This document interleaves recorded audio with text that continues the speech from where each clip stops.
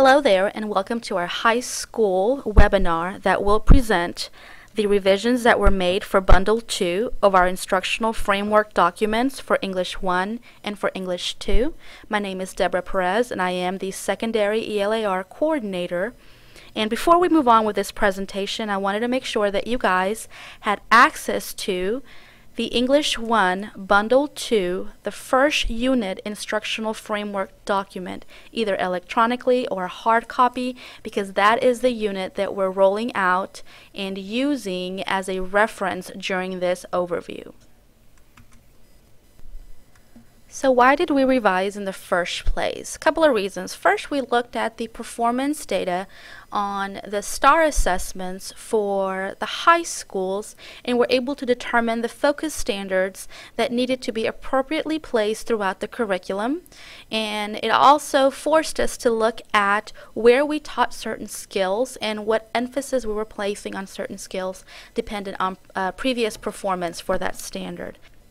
In addition to that, we also wanted to provide a document that would allow teachers to focus on the integration of Figure 19 with our genre studies. We know for a fact that a lot of the assessment at the middle school and high school level comes directly from the strand and the knowledge and skill statement, so we wanted to provide some specificity because of the focus that it has on the assessment and instruction. In addition to that, we wanted to provide specific data for each focus standard and for our genre integration. We wanted to increase specificity with the TEKS. We wanted to include the vertical alignment feature. And we wanted to definitely include those STAR stems. Some of the benefits include having to use the instructional framework as a planning tool. The fact that we're clarifying very ambiguous TEKS and process standards. This document allows teachers and teams and campuses the freedom to choose the delivery and the instruction of the mandated curriculum. It is considered a work in progress, so it is a fluid document, so we will take revisions into consideration. It does align with the STAR standards and the focus, so because of that, we feel that it does have the potential to yield academic achievement if implemented with fidelity. The layout is pretty much the same. We still have the unit overview and the performance indicators that are coming next year. The academic language of instruction is still present. Figure 19 and the genre integration, however, is a new feature that we will talk about today. The focus standards are still present. The spiral standards, the misconceptions, the resources, and the questions for the writer are still a part of our instructional framework document.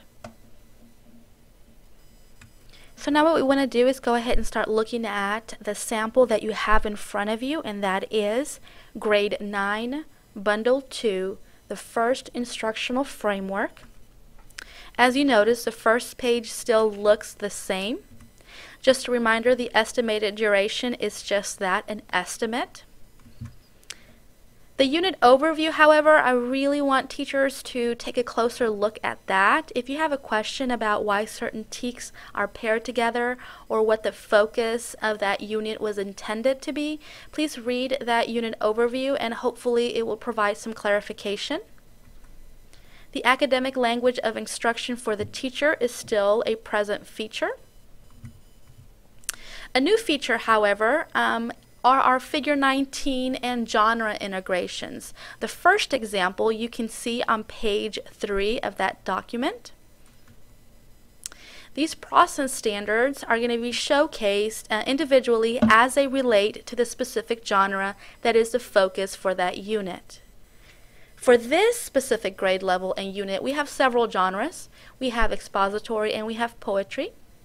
We specifically pointed out the data associated with that marriage based on our released data from the state for Humble ISD. The hope is that teams will also dig deeper into this data and include the campus data and perhaps teacher data. You also will look at the genre integration and how we were able to combine the TEKS of the knowledge and skill statement and the process standard itself. In addition to that, we provided specificity for this genre integration as it relates to this unit. Provided teacher tips or misconceptions. And a really cool feature of this document is that we were able to go back to our 2011, 2013, and 2014 STAR released items and pull out every single question that had to do with the focus standard or with the genre integration, so that teachers can use these in the classroom as instructional tools or assessment tools. In addition to that, for every Figure 19b integration, we also provided the short answer stems, either for the single selection or the crossover, depending on the focus. Another example that we have with Figure 19b is not just the genre integration, but the crossover integration. Figure 19b at the high school functions for the paired passages anytime they throw two types of genres together and ask questions that allow students to note the thematic links or the topics and how they're linked. So we went ahead and designated a process standard on its own. Along with that, you have the data that showcases how students have performed with just the paired passages on the STAR.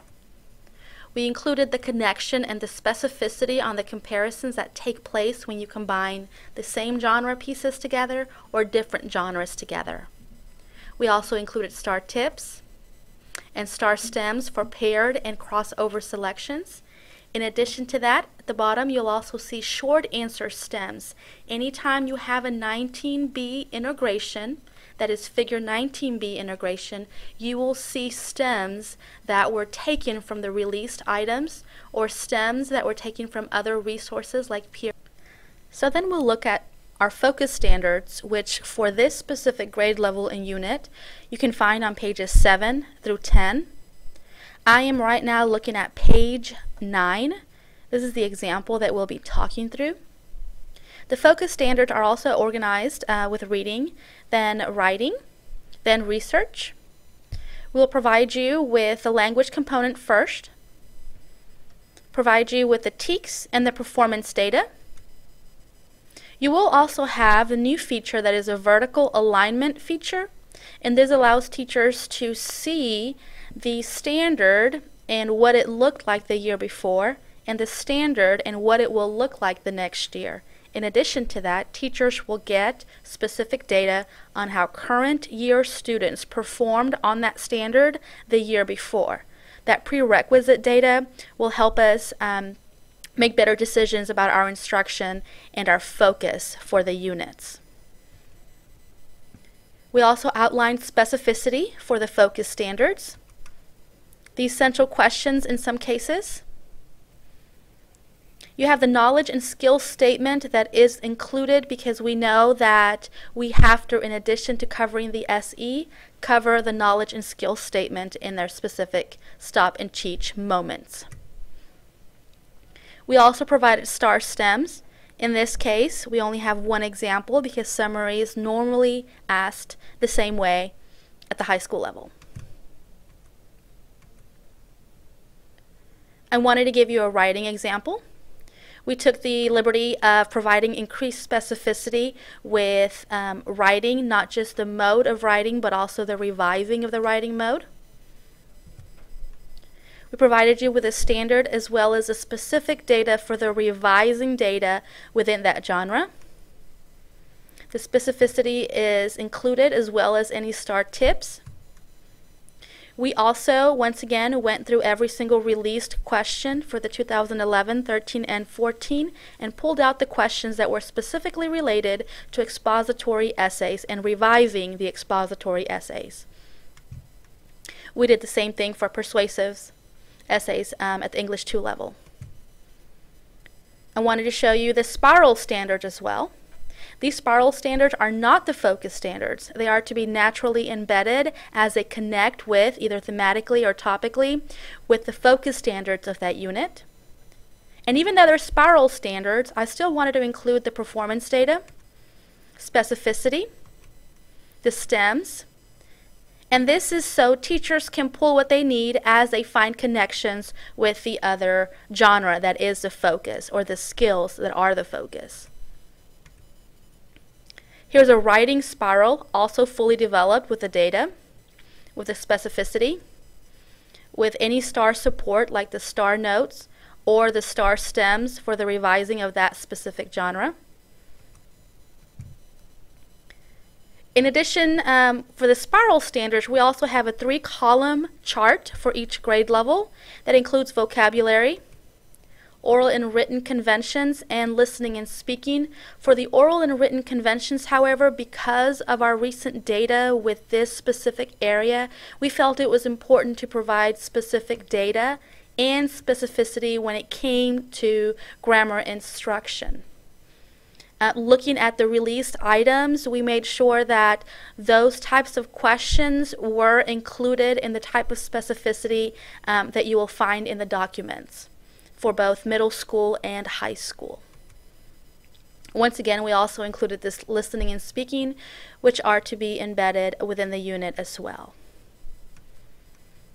The last few pages will feature any misconceptions and any resources, either as mentor text, professional resources, or any technology resources, and these will be developed for sure by next year. Some units also feature a questions for the writer, depending on whether or not the genre of writing is a focus for that specific unit. Sometimes it'll be blank, sometimes it'll be fully developed. So we hope you find that overview helpful. I did want to let you guys know that this is a work in progress and we still are under construction.